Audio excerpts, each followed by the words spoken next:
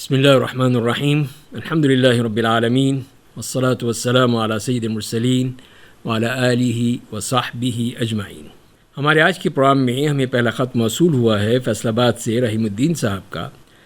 وہ یہ کہتے ہیں کہ ایسی فری لانس ویب سائٹس موجود ہیں جو ہنرمند افراد کو کسی بھی معینہ کام کے ماہر کی تلاش میں مدد فراہم کرتی ہیں۔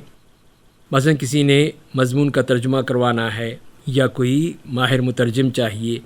تو یہ ویب سائٹ اس معاملے میں لوگوں کی مدد کرتی ہیں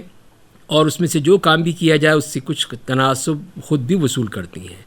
تو اس قسم کی ویب سائٹ کے ساتھ کام کرنے کا کیا حکم ہے، اور ان سے جو فیس لی جاتی ہے جو ہر کام کی اجرت میں مخصوص تناسب کا معاملہ ہوتا ہے، تو اس کے بارے میں بھی ہمیں وضاحت کر دیجیے۔ تو عرض یہ ہے کہ پہلی بات تو یہ ہے کہ ہنرمند افراد اور خدمات طلب کرنے والوں کے درمیان معاوضہ لے کر یہ ایک طرح سے دلالی کرنے کا حکم وہ یہ ہے کہ ہنرمند افراد اور خدمات طلب کرنے والوں کے درمیان معاوضے لے کر دلالی کرنا جائز ہے کہ جس کام کے لیے دلالی کا کام کیا ہے اس میں سے مخصوص مقدار میں سے معاوضہ لیا جائے، تو یہ جائز دلالی کی صورت ہے۔ اس میں یہ شرط ہے کہ جس کام کے لیے دلالی کی جائے وہ کام بذات خود جائز ہو، تو اس کا جائز ہونا ضروری ہے۔ تاہم ایسا کام جس میں ویب سائٹ کی جانب سے کسی قسم کی رہنمائی یا معاونت وغیرہ نہیں کی گئی، تو ایسی صورت میں پھر ان سے کوئی معاوضہ لینے کا کوئی جواز پیدا نہیں ہوتا ہے۔ مثلا پہلا کام کرنے کے بعد اگر ہنرمند فرد اور گاہک کے درمیان تعلق بن گیا اور گاہک نے ہنرمند شخص سے ویب سائٹ سے ہٹ کر ذاتی رابطے کے ذریعے سے مزید کام بھی کروا لیے، تو ویب سائٹ کو صرف پہلے کام کی وجہ ہی سے معاوضہ ملے گا، اس کے بعد جو کام ہے اس کا معاوضہ نہیں ملے گا۔ اور اسی طرح یہ ہے کہ اس کے لیے جو مخصوص رقم بھی جائز ہے یا قیمت یا اجرت کا مخصوص تناسب مقرر کرنا بھی جائز ہے، تو وہ کیا جا سکتا ہے۔ دوسری بات یہ ہے کہ اس طرح کی جو فری لانسر ہیں ان سے ماہانہ ممبرشپ فیس اور پھر اس کا جو ان کو لے کر دیا گیا ہے اس کا معاوضہ وصول کرنے کا کیا حکم ہے۔ تو ہنرمند افراد سے ماہانہ ممبرشپ فیس ہر کام کی الگ الگ سے جو دلالی ہے دونوں وصول کرنا جائز نہیں ہے، کیونکہ دلالی تو معاوضہ تو یہی تناسب ہے۔ اس کے لیے ماہانہ ممبرشپ فیس باطل طریقے سے لوگوں کا مال ہڑپ کرنے کے زمرے میں شامل ہوگا۔ لیکن اگر ویب سائٹس کی جانب سے ہنرمند افراد کے لیے پورا مہینہ ایسی جگہ پیش کی جاتی ہے جہاں وہ اپنے مکمل کردہ منصوبوں کو پیش کر سکے، جیسے کہ بعض سائٹس میں پورٹ فولیو کہا جاتا ہے، تو یہ جائز ہے، اس میں کوئی حرج نہیں ہے۔ اس صورت میں ماہانہ ممبرشپ اسی مخصوص جگہ کے عوض ہے، اور ہنرمند کے کام کو دیکھ کر کسی کا گاہک بننا بھی دلالی میں شامل ہوتا ہے۔ اور اگر گاہکوں کو ہنرمند تک لانے کے لیے اس مخصوص جگہ کے علاوہ کوئی اور بھی کام ہو تو اس کی کام کی مقدار کے برابر دلال کو اجرت کا حقدار ہے۔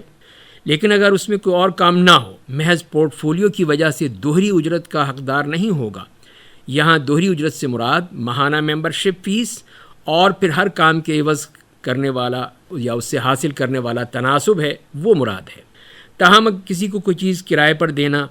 ساتھ ہی اس سے دلالی کرتے ہوئے دو چیزوں کو جمع کرنا جائز ہے، چاہیے یہ دونوں ایک دوسرے کے لیے مشروط ہوں، کیونکہ راجح موقف یہی ہے کہ تجارتی معاہدے میں دوسرے کی شرط لگانا جائز ہے، بشرطے اس کی وجہ سے سودی لین دین کا دروازہ نہ کھلے۔ تو یہی اکثر فقہاء کرام کا اس میں رائے ہے، اور کسی بات میں اختلاف ہو سکتا ہے، لیکن اصل یہی ہے کہ صحیح موقف کہ جس وقت ایک تجارتی معاہدے میں دوسری تجارتی معاہدے کی شرط لگائی جائے تو یہ شرط بھی صحیح ہے اور بیع بھی صحیح ہے۔ ماں سوائے دو صورتوں میں جب قرض کی شرط لگائی جائے جس سے فائدہ اٹھانا مقصود ہو، تو یہ نفع کا باعث بننے والے قرض ہونے کی وجہ سے سود میں شامل ہوتا ہے، جو کہ حلال نہیں ہے۔ دوسری صورت یہ ہے کہ سود کے لیے کوئی ہیلا کیا گیا ہو، تو یہ بھی جائز نہیں ہے۔ آج کا دوسرا خط میں ملتا ہے میاں والی سے عابدہ تبسم صاحبہ کا۔ وہ یہ کہتی ہیں کہ انسٹاگرام پر میں نے ایک پیج دیکھا ہے جہاں پھول اور چاکلیٹ وغیرہ پر ماشاء اللہ الحمدللہ لکھی جاتی ہے، تو یہ اس طرح یہ معلوم ہوتا ہے کہ اس طرح یہ جو اللہ تعالیٰ کا جو اس میں مبارک ہے اس کی توہین تو نہیں ہوتی اس سے۔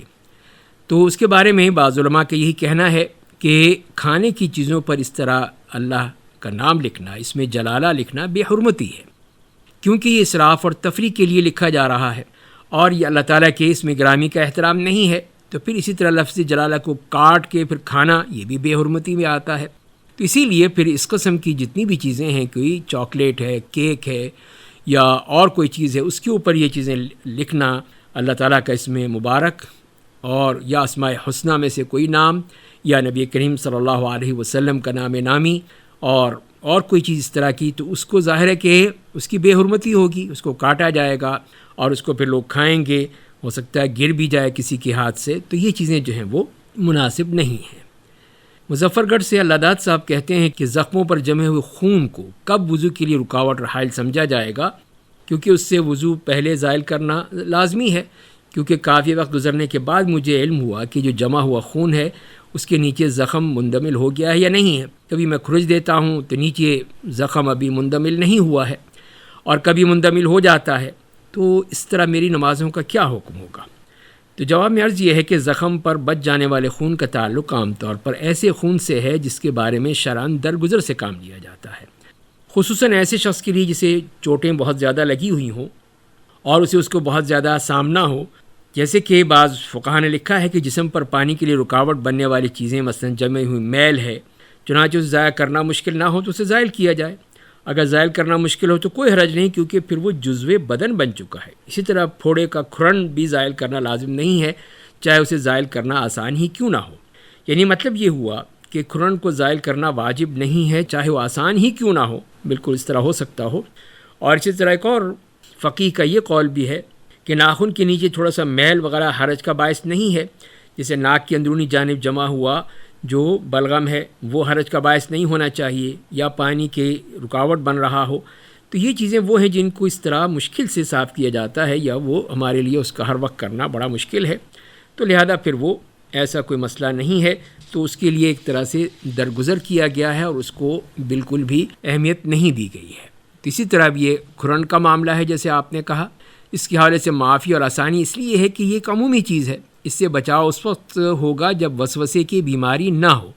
چنانچہ جہاں وسوسے کی بیماری آ جائے اور انسان ہر وقت انہی خیالات میں مگن رہے اور بار بار نمازیں بھی دہرائے، تو ایسی صورت میں اپنی ذات کے لیے خیر خواہی کرنے والے کے ضروری ہے کہ ایسی باتوں پر بالکل توجہ نہ دے، اپنے ذہن کو اس جانب متوجہ نہ کرے، وگرنہ اس کی عبادات اور دیگر تمام معاملات درہم برہم ہو جائیں گے۔ آپ خود دیکھیں گے کہ کس طرح شیطان آپ کے لیے عبادت کو مشکل بنا رہا ہے، آپ بار بار نمازیں بھی دہرا رہے ہیں، حالانکہ اس کی کوئی شرعی ضرورت بھی نہیں ہے۔ تو اسی لیے پھر ہمیں کوشش کرنی چاہیے کہ جو چیز جو آسانی اس دین نے دی ہے اس پہ خیال رکھا جائے، اپنے آپ کو وہم میں وسوسوں میں نہ ڈالا جائے۔ اللہ تعالی ہمیں نیک عمل کرنے کی توفیق عطا فرمائے۔